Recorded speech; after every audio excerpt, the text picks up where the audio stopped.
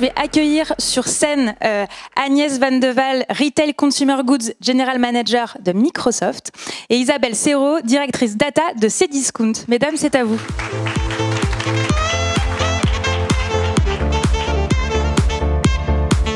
Bonjour à tous.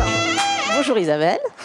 Bonjour Agnès. Et merci Perle pour cette introduction. On est ravis d'être avec vous aujourd'hui. Et oui, nous allons parler du sujet qui est quand même le sujet du moment, comme on le rappelait, qui a animé les allées de la NRF, l'IA générative, puisque on l'a découvert il y a à peu près un an. Alors, les initiés savaient que ça allait arriver depuis un peu plus longtemps, mais on veut dire que la vague de l'IA générative, elle nous a tous surpris au mois de décembre, janvier, il y a plus d'un an. Et on peut dire que l'année dernière, c'était un peu l'année de la découverte. Tout le monde y allait un petit peu à tâtons, essayait de comprendre finalement avec des POC, avec beaucoup de rendez-vous, ce qui allait pouvoir être pour leur entreprise cet apport de l'IA générative, d'OpenAI, de évidemment ChatGPT. On l'a tous testé à la maison. Et puis, quand il a fallu rentrer dans le concret, c'est là que ça a été extrêmement intéressant, surtout pour notre industrie, le retail, le consumer good et le luxe. Et d'ailleurs, Béatrice l'a très bien expliqué dans son introduction avec énormément de cas d'usage. Et si je veux revenir un peu rapidement finalement sur les cas que maintenant nous voyons de manière avec un peu plus de recul chez Microsoft, pour la partie du retail et de l'e-commerce, il y a 4 grands secteurs que l'on voit émerger avec énormément de cas d'application et un retour sur investissement sur lequel on va revenir d'ailleurs ensemble avec Isabelle tout à l'heure. Tout d'abord sur la partie store et service. Alors évidemment, tout ce qui va être les employés en magasin, plus d'agilité, plus d'efficience, plus de renseignements qui va leur être fournis, de l'autonomie et donc un gain de productivité qui est mesurable. Toute la partie supply chain coule de source et bien entendu toute la partie merchandising et planning. On a longuement parlé de l'avantage des fiches produits. Je pense qu'on va y revenir, entre autres, qui est toujours un sujet. Tout le renseignement autour de cela, qui est un vrai pain point pour l'ensemble des retailers, s'est retrouvé complètement transformé grâce à l'IA générative. Et puis, sur la partie e-commerce et marketing, ça va être tout ce qui va être le targeting, les insights, évidemment, la partie chatbot. On a été extrêmement fiers d'avoir le premier chatbot avec Carrefour, Hopla, qui a été lancé en juin l'année dernière et qui a révolutionné un peu votre liste de courses. Plutôt que de demander votre bouteille de lait et votre brioche peach, vous demandiez des menus pour une famille de 5, dont 2 végétariens pour un budget maximum de 300 personnes pour 300 € pour la semaine, et vous aviez votre liste de courses avec les recettes associées et vous pouviez discuter encore avec Hopla pour aller plus loin. Le groupement Les Mousquetaires a lancé aussi un autre pour son magasin de bricolage, l'application, le chatbot Paint, avec AI évidemment dans Paint, qui vous permet de dire « je veux repeindre ma chambre à coucher, donne-moi des idées de décoration » et il vous dira le pas à pas et vraiment toute la liste de courses à faire pour le faire au mieux. Donc, on transforme la relation client, on transforme la relation avec ses employés, on transforme son efficacité finalement au quotidien. Et ça veut dire que finalement, dans l'usage de la technologie, c'est un paradigme et un shift qu'il faut tous intégrer. C'est passer finalement de ce qu'on essaie de l'application à avoir un assistant créatif. On n'est plus en mode de data input, mais de data output. On est avec de l'humain dans la loupe et de manière régulière. Et puis, bien entendu, et c'est ce qui a tout changé, c'est l'usage du langage naturel. Et c'est pour ça qu'on a eu une adoption aussi rapide des large language models, d'OpenAI, de ChatGPT en particulier, puisqu'il a fallu finalement que 3 mois pour avoir 100 millions d'utilisateurs, quand il avait fallu 7 ans pour un smartphone et plus de 10 ans pour Internet. Donc, pour vous montrer à quel point cette accélération aujourd'hui, cette vague, est partout dans l'industrie. Et l'impact est vraiment réel. Et chez Microsoft, cet impact, on le mesure parce qu'on a eu des clients qui, très très rapidement, sur le marché français et au niveau global, ont adopté finalement la Generative AI. De 2 façons. Soit avec notre modèle sur étagère Copilot, que je vous invite tous à essayer, que vous retrouvez infusé dans toutes nos solutions. Vous utilisez Teams, on en parlait, donc vous allez bien entendu voir mes beelines pour vous faire magnifique devant votre Teams, mais vous allez aussi avoir votre petit bouton Copilot qui va vous aider à enregistrer les réunions où vous ne pouvez pas être présent, va vous dire les actions que vous avez à prendre à l'issue de cette réunion à laquelle vous n'avez pas pu assister, où vous avez raté le début, etc. Vous le retrouvez dans Outlook, dans Word, dans PowerPoint. Vous écrivez votre Word automatiquement, il vous fait votre PowerPoint. Bref, je vous passe tous les cas d'usage. Donc ça, c'est les utilisations Copilot pour avoir une efficacité en interne démultipliée. Et comme son nom l'indique, vous restez le pilote. Notre philosophie est vraiment que l'IA générative est là pour vous aider à vous augmenter. Et puis, vous pouvez aller plus loin, comme le font beaucoup de nos clients, avec Azure OpenAI, où vous allez customiser votre propre chatbot, vous allez customiser vos propres solutions à base d'IA générative. Et là, vous voyez les premiers résultats de performance que nous avons par persona, par métier, par industrie. Les premiers cas en France à échelle ont été faits avec le groupe Amadeus, avec AXA, avec Total plus récemment, et puis, bien entendu, plein de clients du retail, dont Cdiscount. Voilà.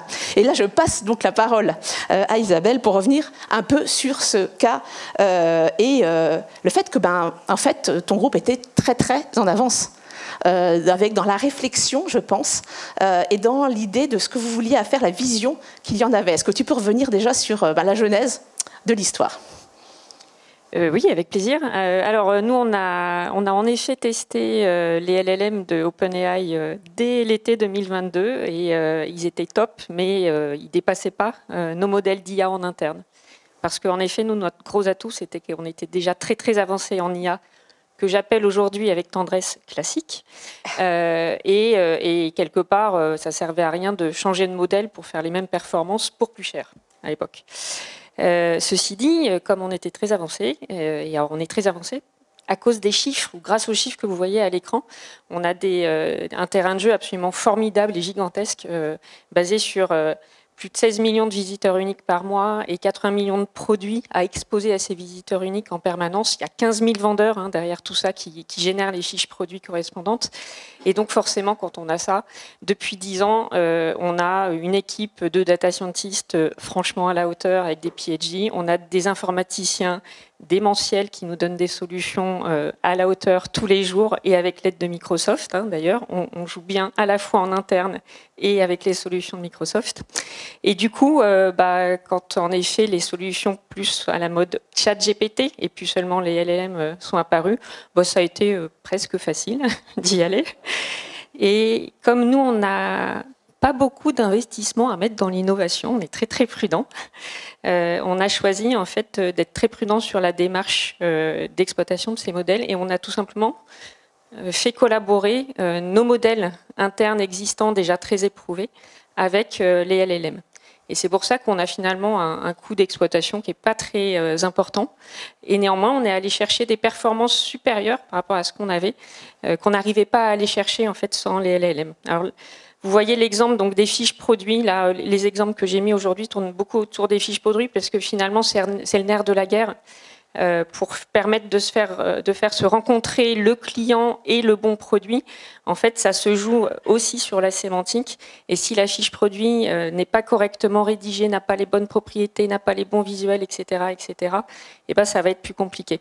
Et donc là, en fait, on est allé finalement améliorer tous nos algorithmes avec les LLM et ChatGPT. Et alors, le premier exemple qu'on a mis en prod en juin 2023 sur Azure.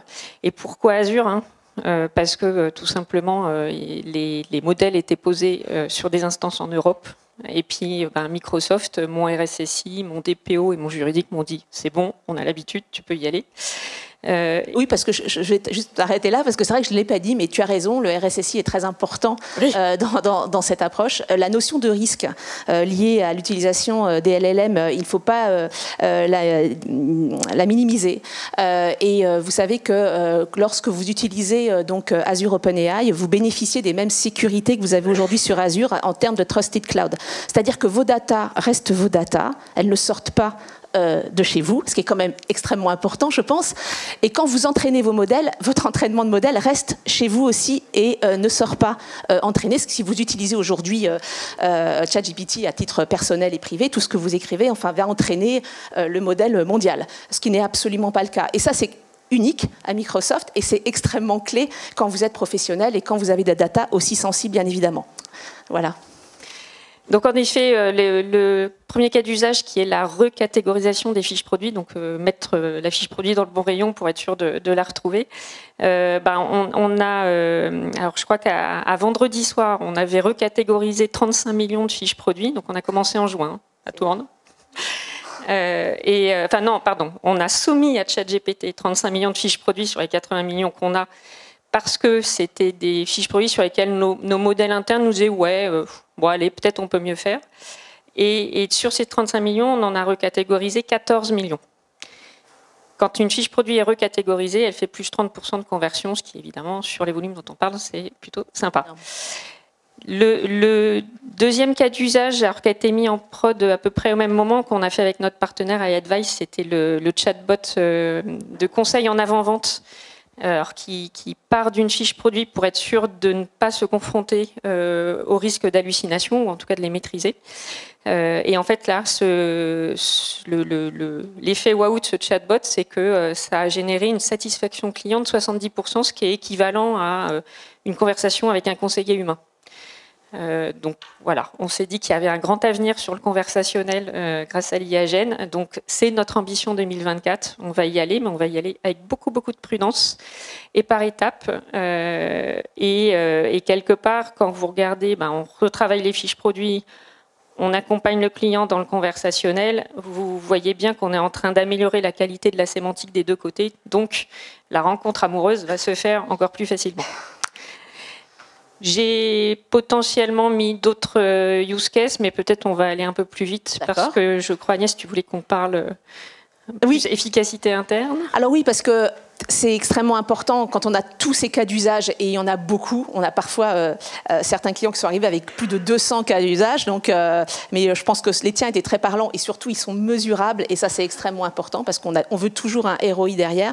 Mais ce que l'on mesure aussi, c'est l'efficacité interne à tous les niveaux, et finalement quelle est l'importance du déploiement et de la formation qu'il ne faut pas sous-estimer, parce que oui, tout le monde l'utilise un peu facilement, mais finalement ça demande aussi un change management au sein de l'entreprise. Oui, alors la chance que j'ai, c'est que j'ai une direction générale qui est fan de ces trucs-là, donc c'est assez génial. Alors nous, ce qu'on a fait, au lieu de couper l'accès à ChatGPT, vous savez, au tout début, comme certains ont fait, ce qu'on a fait, c'est qu'on a décidé, au lieu d'interdire, plutôt d'éclairer les collaborateurs de tout notre groupe. On est à peu près 2000. Et donc, on leur a construit un petit webinaire avec les data scientists. La première fois qu'on les mettait devant les caméras. Ils ont expliqué les trucs très, très techniques des transformers, des mécanismes d'attention, tout ça. Et personne n'est parti en courant. Tout le monde avait envie de comprendre, en fait, comment ça marchait. Et donc, on a expliqué opportunités et risques. Et c'était ça qui était important. C'est leur donner les moyens, finalement, de saisir, de surfer sur la vague, et pour autant de ne pas mettre l'entreprise en risque. Et en fait, assez rapidement, du coup, on a mis en place un comité IA-Gen pour toute l'entreprise, parce que comme ça a généré pas mal d'enthousiasme, il a fallu faire le tri efficacement entre toutes les idées et s'assurer que celles qu'on allait tirer jusqu'au bout et en prod allaient finalement être génératrices de valeur. Donc on a un arbitre dans tout ça, et puis il y a tout un mouvement pour stimuler finalement les idées, les envies de tous les collaborateurs. Donc on a fait pas mal de concours sur différents outils qu'on testait, alors sur une partie de la population ou toutes. On s'est pas mal amusé. On a fait des ateliers d'idéation aussi pour aider certains métiers à rentrer en créativité en fait sur tout ça. Et puis GitHub Copilot aussi, qui a été assez sympathique. On a déployé à, je crois, 400-450 personnes, tout l'IT et mes équipes de data scientists. Voilà, on s'amuse bien. Et puis dès le mois de janvier, dès le 1er janvier, on a déployé Copilot pour 365 à 300 personnes chez nous. Pourquoi 300 ? Parce qu'on s'est dit que on n'a pas non plus beaucoup d'argent pour ça non plus. Et je désespère pas de ressortir avec 1000 licences.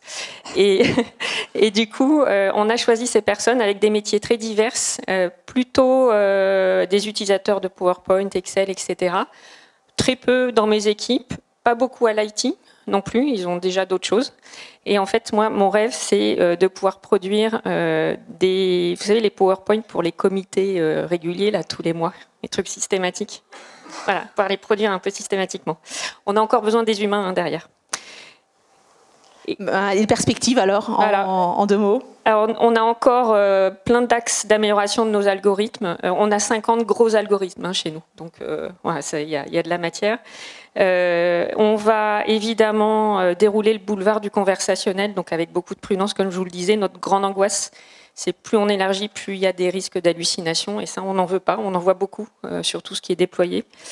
Et puis surtout, de bien évaluer la place qu'on va faire à l'open source. Et nous, notre conviction, c'est qu'on va avoir un panaché de modalités d'exécution de tous ces trucs-là entre Azure, OpenAI, Azure ML avec open source, et puis aussi sur nos infra internes, on a déjà des gros GPU. Et on vient d'en commander des encore plus gros. Et donc, on aura aussi des LLM en interne comme ça. Et c'est important de pouvoir jouer sur toute cette diversité pour avoir une forme de sécurité dans tout ce qu'on déploie.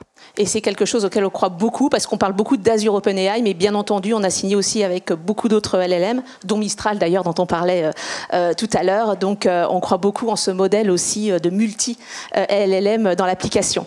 Merci beaucoup. Merci beaucoup, Isabelle. À bientôt.